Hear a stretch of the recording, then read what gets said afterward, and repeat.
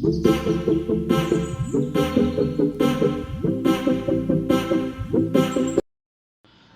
વિદ્યાર્થી મિત્રો, આજના વિડીયો લેક્ચરમાં આપણે વાત કરવાની છે એફવાય બીકોમ સેમ 2 ક્લાઉડ એકાઉન્ટિંગની બુકમાંથી ચેપ્ટર નંબર 1 ક્લાઉડ એકાઉન્ટિંગનો પરિચય.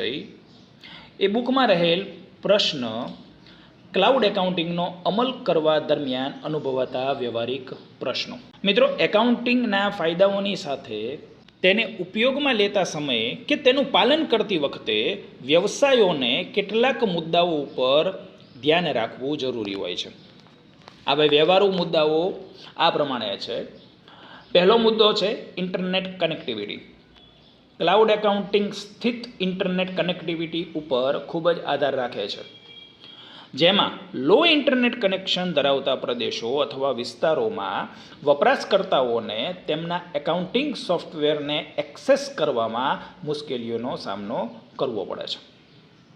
ઇન્ટરનેટ કનેક્ટિવિટી બંધ થાય કે ઇન્ટરનેટની સ્પીડ ઓછી થાય તેના માટે બેકઅપ પ્લાન હોવો જરૂરી છે. Cloud accounting real time data updates માટે પ્રખ્યાત અને ઉપયોગી છે. જો ઇન્ટરનેટ યોગ્ય રીતે કામ ન કરતું હોય તો રિયલ ટાઈમ ડેટા અપડેટ થઈ શકશે નહીં.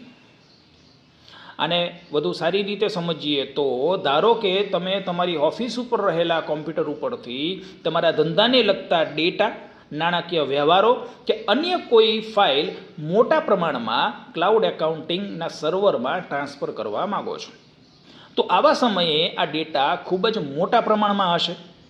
એટલે આવા સમયે ઇન્ટરનેટની સ્પીડ વધારે હોવી જરૂરી છે. સાથે જ ઇન્ટરનેટ કનેક્ટિવિટી ચાલુ રહેવી પણ જરૂરી છે.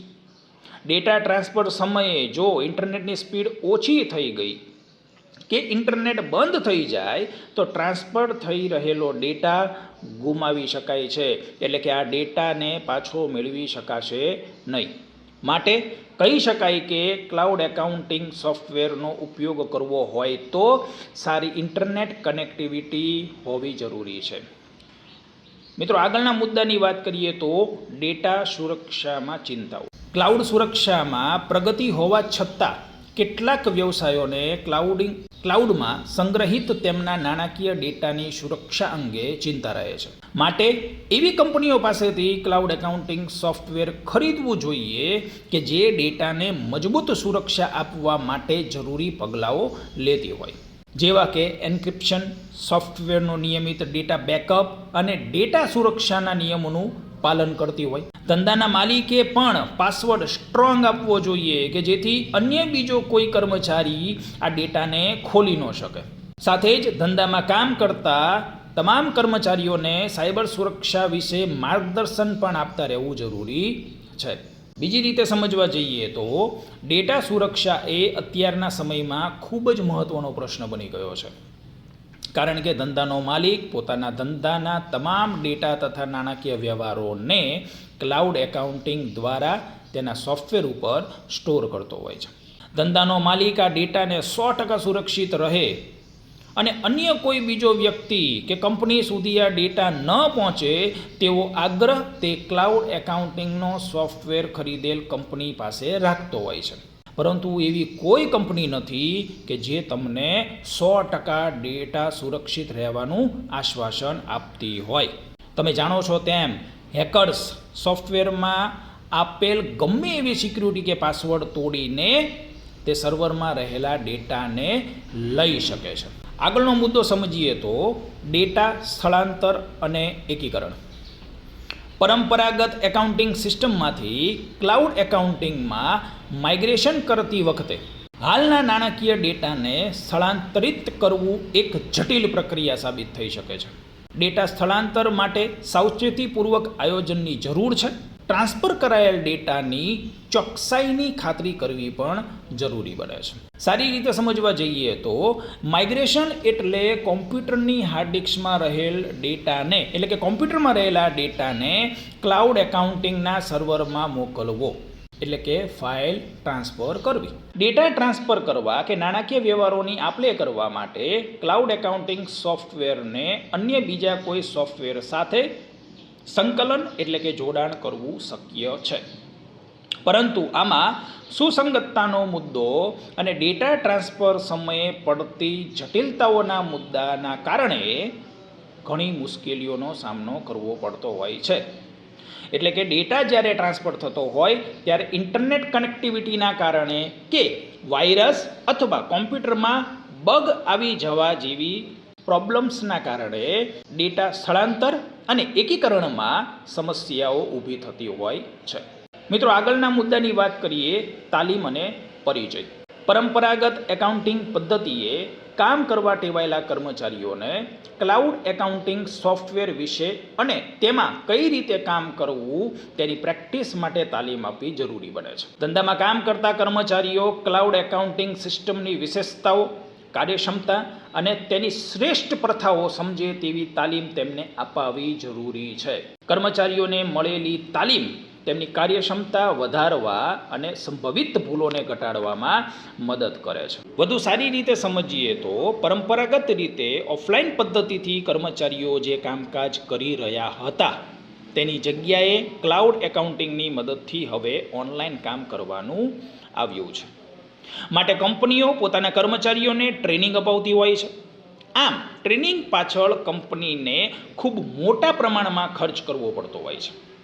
સાથે જ કર્મચારીઓ ટ્રેનિંગ બાદ યોગ્ય રીતે કામ કરી શકે તે માટે તેમને થોડો સમય માટે સપોર્ટ આપવો પણ જરૂરી હોય છે.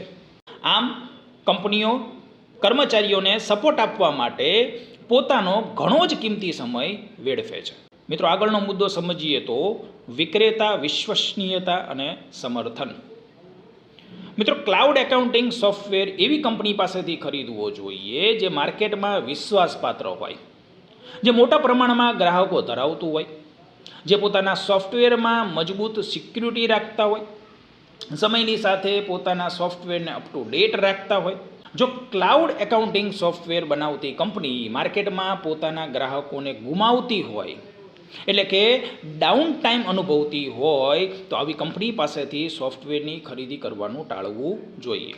ક્લાઉડ એકાઉન્ટિંગ સોફ્ટવેર બનાવતી કંપની પાસે કેટલી સારી સપોર્ટ ટીમ છે, માર્કેટમાં તેની પાસે કેટલા ગ્રાહકો છે, તેના વિશે માહિતી લઈને જ સોફ્ટવેરની ખરીદી કરવાનો નિર્ણય લેવો જોઈએ.